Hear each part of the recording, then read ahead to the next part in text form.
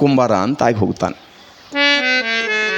ಆತನ ಕಾಯಕ ಏನು ಅಂತಂದ್ರೆ ನಿತ್ಯಲೂ ಕೂಡ ಮಣ್ಣನ್ನು ಹದ ಮಾಡೋದು, ಹದ ಮಾಡಿ ಗಡಿಗೆ ಕುಡಿಕಿ ಇವನ್ನೆಲ್ಲ ಭಾಳ ಚಂದ ಮಾಡಿ ಮಾರ್ಕೊಂಡು ಬರೋದು. ಆದ್ರೆ ಆತನ ಬಾಯಿಯೊಳಗೆ ಸದಾವಕಾಲ ವಿಠಲನ ಧ್ಯಾನ ಒಂದು ಬಿಟ್ಟರೆ ಬೇರೆ ಏನೂ ಬರ್ತಿದ್ದಿಲ್ಲ. ಯಾಕ? ವಿಠಲ ವಿಠಲನೆಂದು ಭಜನೆ ಮಾಡುತ್ತಾನ ಘೋರ ಕುಂಬಾರ.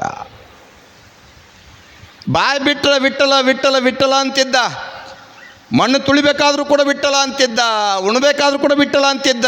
ಒಟ್ಟಾರೆ ವಿಠಲ ವಿಠಲ ಅಂತ ತಿಳ್ಕೊಂಡು ಬಿಟ್ಟರೆ ಆತನ ಬಾಯಿಯೊಳಗೆ ಇನ್ನೊಂದು ಏನೂ ಕೂಡ ಬರ್ತಿದ್ದಲ್ಲ. ಯಾಕ? ಭಗವಂತ ಈ ಭೂಮಿಗೆ ನನ್ನ ಕೊಟ್ಟಾನಂದ ಬಳಿಕ ಆತನ ಸ್ಮರಣೆಯನ್ನು ಮಾಡೋದು ನನ್ನ ಕರ್ತವ್ಯ ಐತಿ, ಆತನ ಜಪವನ್ನು ಮಾಡೋದು ನನ್ನ ಕರ್ತವ್ಯ ಐತಿ, ಆತನ ಧ್ಯಾನವನ್ನು ಮಾಡೋದು ನನ್ನ ಕರ್ತವ್ಯ ಐತಿ ಅಂತ ತಿಳ್ಕೊಂಡು ಘೋರ ಕುಂಬಾರ ನಿತ್ಯಲೂ ಕೂಡ ತನ್ನ ಕಾಯಕವನ್ನು ಮಾಡಬೇಕಾದ್ರೆ, ವಿಠಲನ ಧ್ಯಾನ ಮಾಡಬೇಕಾದ್ರೆ ಪತಿಗೆ ತಕ್ಕ ಸತಿ ಘೋರ ಕುಂಬಾರನ ಮಡದನು ಕೂಡ ಹಂಗ ಇದ್ಲ. ಸತಿಪತಿಗಳು ಒಂದಾದ ಭಕ್ತಿ ಹಿತವಾಗಿರ್ಬೋದು ಶಿವಂಗೆ. ಭಗವಂತನಿಗೆ ಹಿತ ಆಗೋದು ಯಾವಾಗ ಅಂತಂದ್ರೆ ಗಂಡ ಹೆಂಡತಿ ಕುಡ್ಕೊಂಡು ಮಾಡುವಂಥ ಭಕ್ತಿ. ಭಗವಂತ ಒಲಿಯುವುದು ಎದಕ್ಕಂದ್ರೆ ಭಕ್ತಿಗೆ ಒಲಿತಾನಂತ, ಭಕ್ತಿಗೆ ಒಲಿತಾನಂತ.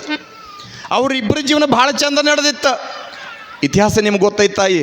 ಆತನ ಧ್ಯಾನದೊಳಗೆ, ವಿಠಲನ ಧ್ಯಾನದೊಳಗೆ ಸ್ವತಃ ಮಗನನ್ನೇ ಮಣ್ಣೊಳಗೆ ತೋದಂಥವನು.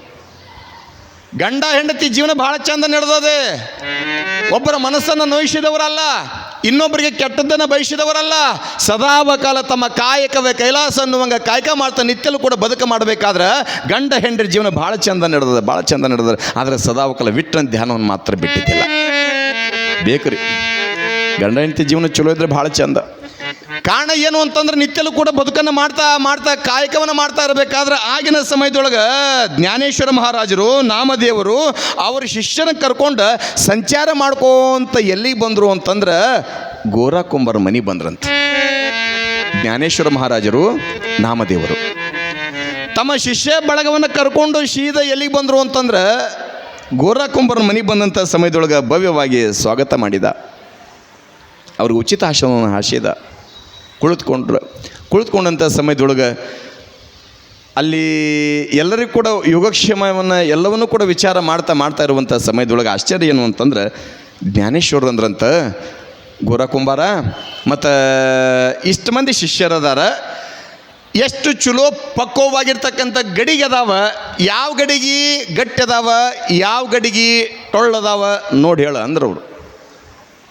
ಅಂದ್ಕೊಳ್ಳೆ ಘೋರ ಕುಂಬಾರ ಆಗಲ್ರಿಪ್ಪ, ಯಾರು ಬೇಡ ಅಂತಾರೆ ನಿಮ್ಮ ಅಪ್ಪಣೆ, ಯಪ್ಪ ಯಾರು ಬೇಡ ಅಂತಾರೆ ನಿಮ್ಮ ಅಪ್ಪಣೆ ಅಂತ ತಿಳ್ಕೊಂಡು ಯಾವಾಗ ಘೋರ ಕುಂಬಾರ ಹೇಳಿದಂಥ ಸಮಯದೊಳಗೆ ತಾನು ಏನು ಗಡಿಗೆಯನ್ನು ತಟ್ಟುವಂಥ ಕಟಿ ಏನದಲ್ಲ, ತಾನೇನು ಆ ಒಂದು ಗಡಿಗೆಯನ್ನು ಹದವನ್ನು ಮಾಡ್ತಕ್ಕಂಥ ಹಲಿಗೆ ನಿತ್ತಲ್ಲ, ಹಲಿಗೆ ತೊಗೊಂಡು ಬಂದ ಎಲ್ಲ ಶಿಷ್ಯರು ಕುಂತ್ಕೊಂಡಾಗ ಹಿಂಗೆ ಕಟ್ಟಿಗೆ ತೊಗೊಂಡು ಬಂದ ಅವ್ರ ತಲೆ ಮ್ಯಾಗ ಟಪ್ ಅಂತ ಹೊಡಿತಿದ್ದೆ. ಎಲ್ಲರೂ ಸುಮ್ಮನೆ ಇರ್ತಿದ್ರು.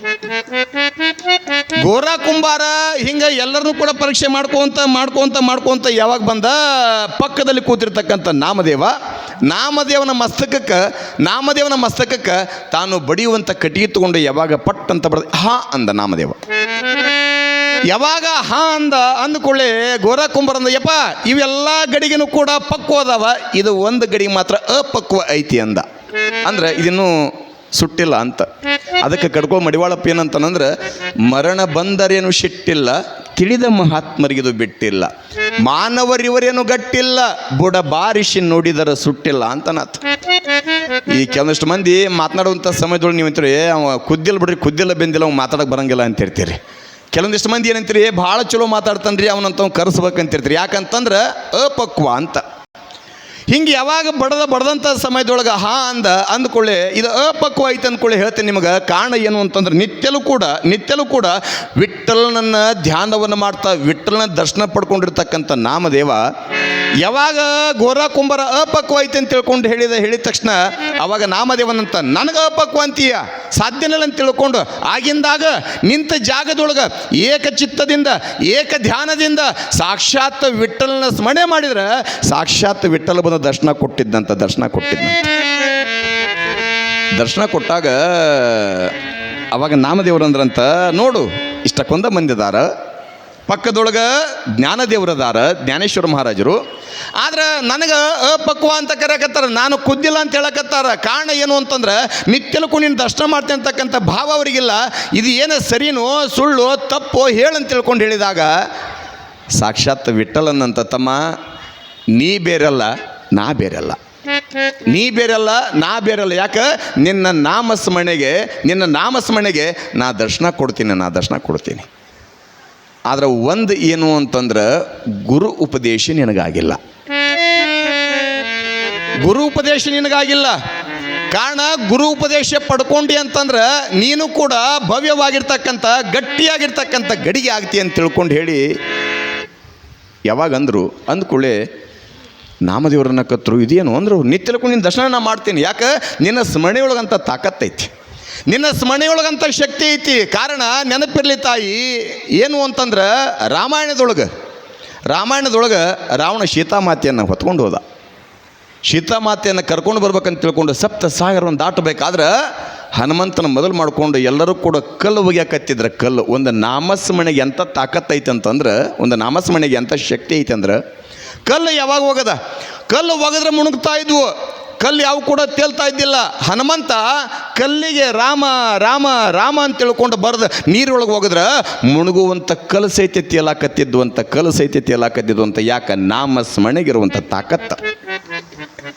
ನಿನ್ನ ನಾಮಸ್ಮರಣೆಯನ್ನು ಮಾಡ್ತೀನಿ ಅಂತ ತಿಳ್ಕೊಂಡು ನಂಗೆ ದರ್ಶನ ಕೊಡ್ತೀನಿ ಅಂದ ಬಳಿಕ ಮತ್ತು ನೀನು ಹಿಂಗಂದ್ರೆ ಹೆಂಗೆಪ್ಪ ಅಂತ ತಿಳ್ಕೊಂಡು ವಿಠಲ್ನಿ ಕೇಳಿದಾಗ ಅವಾಗ ಅವರಂದ್ರು, ಇಲ್ಲಪ್ಪ ಒಂದು ಕೆಲಸ ಮಾಡು, ನಿನಗೆ ಒಬ್ಬ ಯೋಗ್ಯನಾಗಿರ್ತಕ್ಕಂಥ ಗುರು ಸಿಗ್ತಾನೆ, ಗುರುವಿನನ್ನು ಹುಡುಕೊಂಡು ಹೋಗು ಅಂತ ತಿಳ್ಕೊಂಡು ಹೇಳ್ತಾರೆ. ಯಾವಾಗ ನಾಮದೇವರಿಗೆ ಈ ಮಾತನ್ನು ವಿಠಲ ಹೇಳಿದಂಥ ಸಮಯದಲ್ಲಿ ಹಾಗಾದ್ರೆ ಆ ಗುರುವಿನ ಎಲ್ಲಿ ಹುಡ್ಕೊಂಡು ಹೋಗ್ಬೇಕಂದಾಗ ವಿಠೋಬ ಕೇಶವರನ್ನು ತಿಳ್ಕೊಂಡು ಸಿಗ್ತಾರೆ. ನಾಗನಾಥನ ದೇವಾಲಯಕ್ಕೆ ಹೋಗಂತ ತಿಳ್ಕೊಂಡು ಹೇಳಿ ಮಾಯವಾಗಿಬಿಟ್ರು. ನಾಗನಾಥನ ದೇವಾಲಯಕ್ಕೆ ಹೋಗಿ ನೀ ಗುರುವಿನ ಪಡ್ಕೊಂತ ತಿಳ್ಕೊಂಡು ಯಾವಾಗ ಹೇಳಿದ್ರೆ ಸರಿ, ಹಾಗಾದರೆ ಆ ಗುರು ಹೆಂಗದಾನ ನೋಡ್ಬೇಕಂತ ತಿಳ್ಕೊಂಡು ಭಾಳ ಆಶ್ಚರ್ಯಚಕಿತನಾಗಿ ಎಲ್ಲಿಗೆ ಬಂದ ಅಂತಂದ್ರೆ ನಾಗದೇವನ ದೇವಾಲಯಕ್ಕೆ ಬಂದಂಥ ಸಮಯದೊಳಗೆ ಅಲ್ಲಿ ಒಬ್ಬ ಯೋಗ್ಯನಾಗಿರ್ತಕ್ಕಂಥ ಗುರು ಹೇಗಿದ್ದ ಅಂತಂದ್ರೆ ತಿಳಿಯಾಗಿರ್ತಕ್ಕಂಥ ದಾಡಿ ಬಿಟ್ಟಾರು, ತಲೆ ತುಂಬ ಜಟವನ್ನು ಬಿಟ್ಟಾರ.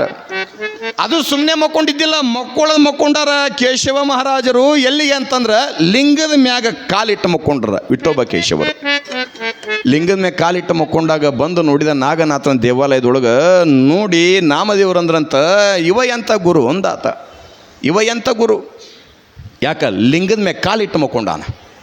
ಇವ ಎಂಥ ಗುರು ಲಿಂಗದ ಮ್ಯಾಗ ಕಾಲಿಟ್ಟು ಮಕ್ಕೊಂಡು ಅಂತ ತಿಳ್ಕೊಂಡು ಅನ್ನೋದ್ರೊಳಗೆ ಮತ್ತು ಅನಿವಾರ್ಯ ವಿಠಲ ಮಹಾರಾಜರು ಹೇಳ್ಯಾರಂದ ಬಳಿಕ, ಕನಸ್ನ ಬಂದು ಹೇಳ್ಯಾರಂದ ಬಳಿಕ, ದರ್ಶನ ಕೊಟ್ಟು ಹೇಳ್ಯಾರಂದ ಬಳಿಕ ಬಿಡಬಾರ್ದು ಅಂತ ತಿಳ್ಕೊಂಡು ಎಬಸ್ತಾರ. ಯಪ್ಪ ನೀನು ಗುರು ಅಂತ ಕರೆದಾರ, ಏನು ಗುರು ಯಪ್ಪ ಇದನ್ನು ನೀವು ಮಾಡೋದು ಸರಿನೋ ಅಂತ ಕೇಳಿದ. ಯಾಕೆ ತಮ್ಮ?